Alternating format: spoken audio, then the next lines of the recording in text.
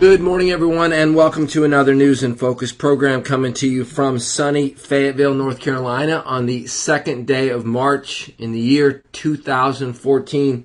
The time is 7:53 a.m. Eastern Time. I'm sitting in my office just minutes away from starting our 2014 missions conference with missionaries from North Africa, Japan, Mexico, and New England, all present with us. They will speak to the people of Berean at the combined Sunday school and in evening services, and we will webcast all those messages, and we will upload them to Sermon Audio, a ministry for which we are very thankful here. There are two articles, or an article and a YouTube video, that I want to bring to your attention on Sermon Audio this morning. And I've got the YouTube video converted to audio so that you can listen to it for yourself. I'll speak to you about that in just a moment. This past Monday, I had jury duty. And during that jury duty, as we were waiting to determine whether we would in fact be selected for a court case, it was my pleasure to spend some time with a brother in Christ I very rarely get to see because of busy schedules, and he attends another church. I've known him for 25 years, and he is a faithful man by the name of Dennis. During our hours of conversation, Dennis shared with me his salvation testimony and his father's salvation testimony. And this morning I want to talk about that. I want to talk about what Paul describes in Romans 1:16 when he writes to the church at Rome, "I am not ashamed of the gospel of Christ, for it is the power of God unto salvation to everyone that believeth, to the Jew first, and also to the Gentile," or to the Greek. Dennis Usher's dad has an amazing salvation testimony. It is a testimony of the power of the gospel to take a man who was, for all accounts, a gambling alcoholic and turn him into a lifelong follower of Christ.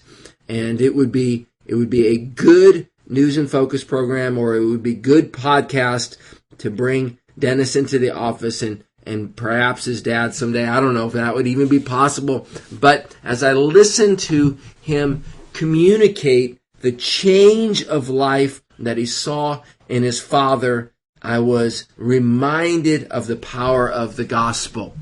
Then this morning on Sermon Audio, as I was browsing the stories that are available to report on, there was a story from Wheaton College concerning a discussion of homosexuality, which I don't even want to go into this morning. That's not the point of bringing to your attention this article. Instead, there is a Dr. Butterfield. She is a female. She is a self-described leftist lesbian professor who despised Christians until she was converted. And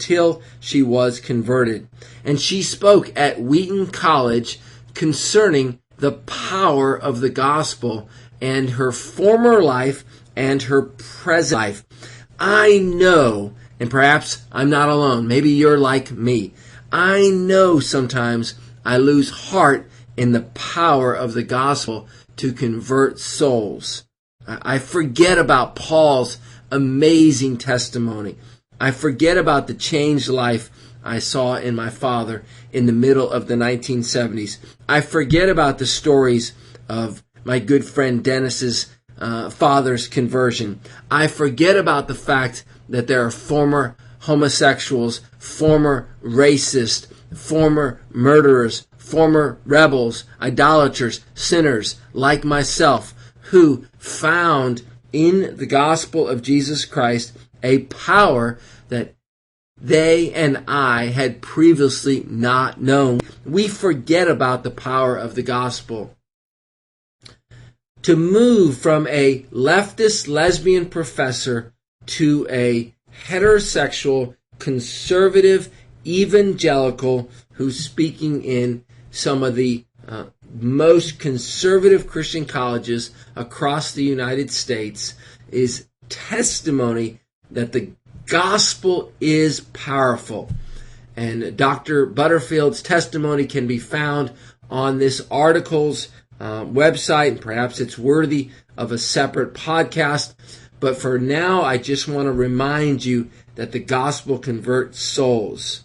Now, the next audio that I'm going to turn on for you in just a moment to enjoy, and I'll bid you a goodbye, is an interview with Peter Hitchens. Peter Hitchens, that's Hitches. Now, Hitchens, that name should ring a bell for you should probably think of Christopher Hitchens. Christopher Hitchens is a famous atheist who is, or maybe an agnostic, atheist or agnostic. I'm not sure how he would describe himself. I think he's comfortable with atheist. But in any case, he is a hater of Christians. He's a hater of God. Although he says that God doesn't exist, he demonstrates a hate for that which he believes does not exist. Peter is his brother, who is an English journalist and author. He's published 6 books, including the abolition of I can't even talk this morning. The Rage Against God is the book that I want to focus on. The War We Never Fought, the British Established Surrender to Drugs, and Abolition of Britain. All right, so The Rage Against God, by Peter Hitchens, brother of Christopher Hitchens. And then the subtitle is, again, The Rage Against God. I can't read the subtitle. Let me see if I can magnify that for you for just a moment here. See if it comes up. Having trouble, just give me another second here. Very, very tiny print. I'm sorry, I can't read that subtitle. But The Rage Against God is the title of the book. And Peter was an atheist.